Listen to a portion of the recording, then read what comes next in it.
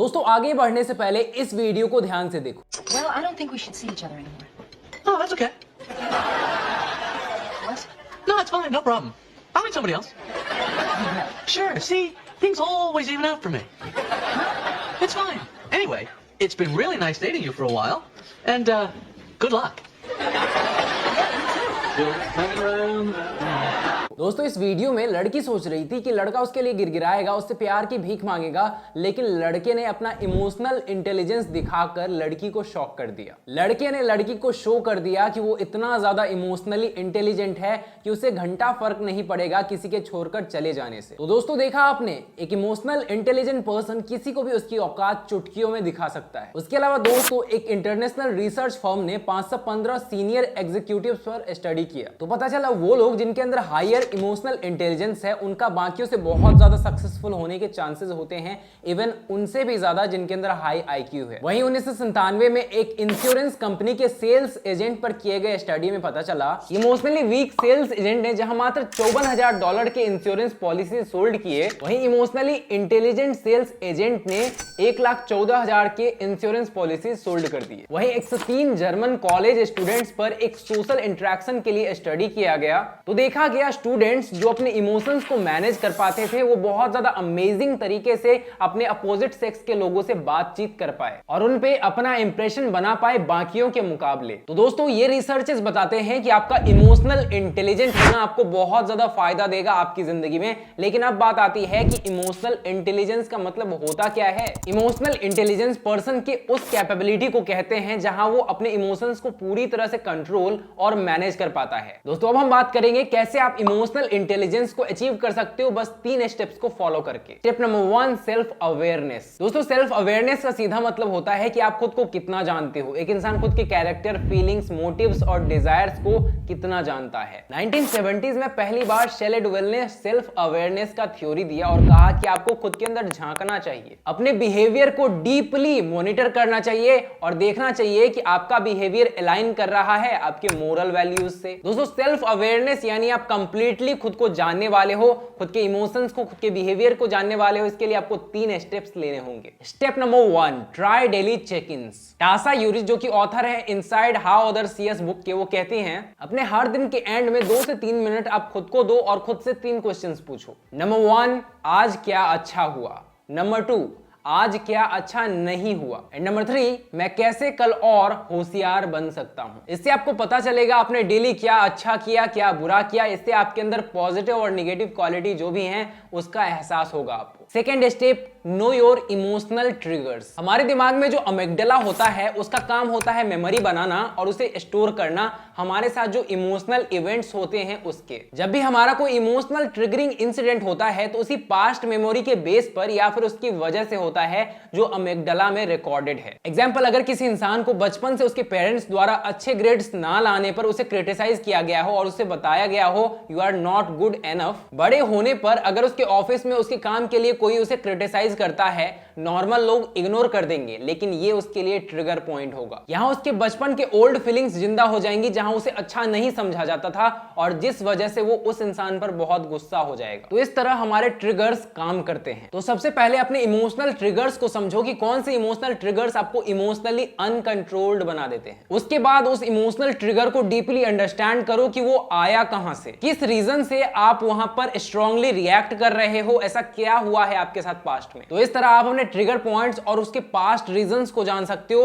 और उन trigger points पर खुद को कंट्रोल रखने की कोशिश करो। And third step is not your actions. अपने उन एक्शंस को नोट करो जो आप इमोशंस के बेस पर लेते हो। छोटे से छोटे काम जैसे पढ़ाई छोड़कर रील्स देखने लग जाना या फिर अपने क्रश को सामने से मैसेज करते रहना, सोशली ढंग से लोगों से बातचीत नहीं कर पाना या फिर किसी न्यू प्लेस में जाने से डरना, ये सारे एक्शंस आपके इमोशंस ही कंट्रोल करते हैं, आपका इस पर कोई कंट्रोल नहीं होता। जैसे एग्जांपल, मेरा एक कजिन है जो सोचता है कि यूं तो रिलेशनशिप म्यूचुअल रिस्पेक्ट और म्यूचुअल एफर्ट पर बेस्ड होनी चाहिए, लेकिन उसकी गर्लफ्रेंड कभी भी एफर्ट नहीं लगाती रिलेशनशिप। तो वो ही अपने गर्लफ्रेंड को हमेशा सॉरी बोलता है, खुद से कॉल मैसेज करता है और हमेशा उसके पीछे पड़ा रहता है। वो ऐसा करना नहीं चाहता है लेकिन वो अपने इमोशंस से मजबूर हो जाता है। जब आप खुद से कंप्लीटली सेल्फ अवेयर हो जाओ तब आप सेकंड स्टेप शुरू कर सकते हो, वो है सेल्फ मैनेजमेंट। उससे पहले मैं आपको बताना चाहता हूं कि अगर आप अपने लाइफ में ग्रो करना चाहते हो, जेन्युइनली सक्सेसफुल बनना चाहते हो, जेन्युइनली पैसा कमाना चाहते हो, तो मैंने आपके लिए एक सेकंड चैनल बनाया है, मनी रूल्स विद समर। इस पर मैं आपको सिर्फ पैसा कमाना सिखाऊंगा,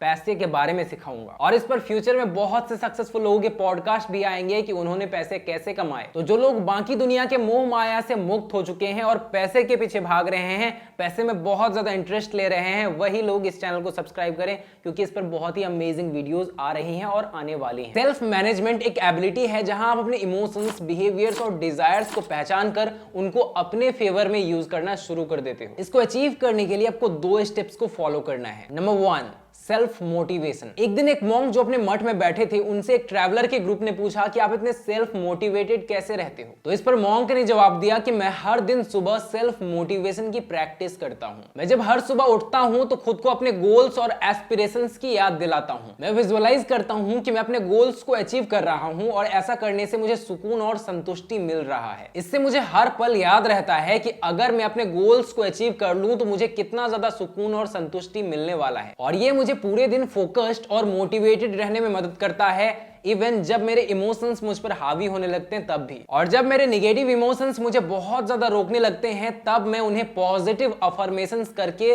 उन्हें पॉजिटिव इमोशंस से रिप्लेस कर देता हूं। दोस्तों, अगर आप भी चाहते हो कि आप सेल्फ मोटिवेटेड रहो और आपके इमोशंस आप पर हावी ना हो, तो मॉन्क के दिए गए बातों को आप फॉलो कर सकते हो। पहला, आपके पास एक क्लियर विजन, एक क्लियर गोल होना चाहिए जिसको आप किसी भी कीमत पर पाना चाहो। दूसरा, रोज सुबह उठने पर अपने गोल को विजुअलाइज करो और सोचो कि आपको कितनी संतुष्टि मिलेगी उसके पाने से। और जब भी निगेटिव इमोशंस आप पर हावी हो तो अफर्मेशंस करो और उसे पॉजिटिव इमोशंस से रिप्लेस कर दो। सेकंड टिप है सेल्फ लव। सेल्फ लव एक एबिलिटी है जहां आप जैसे हो खुद को एक्सेप्ट कर लेते हो और खुद से प्यार करने लगते हो, और आप कसम खाते हो वो चीजें जो आपकी सेल्फ रिस्पेक्ट आपको या आपके ग्रोथ को हार्म करती है, आप उससे दूर रहोगे। दोस्तों, जब आप खुद के बारे में निगेटिव सोचते हो तो वो ब्रेन रीजंस जो आपको आपके इमोशंस और स्ट्रेस कंट्रोल में मदद करते हैं, उसमें लेस ग्रे मैटर देखा गया है उस इंसान के मुकाबले जो खुद को सेल्फ लव करता है, खुद को एक्सेप्ट करता है। इस लैक ऑफ ग्रे मैटर की वजह से ब्रेन रीजंस स्ट्रेस के सिग्नल्स भेजता है, जिस वजह से आपका इमोशनल कंट्रोल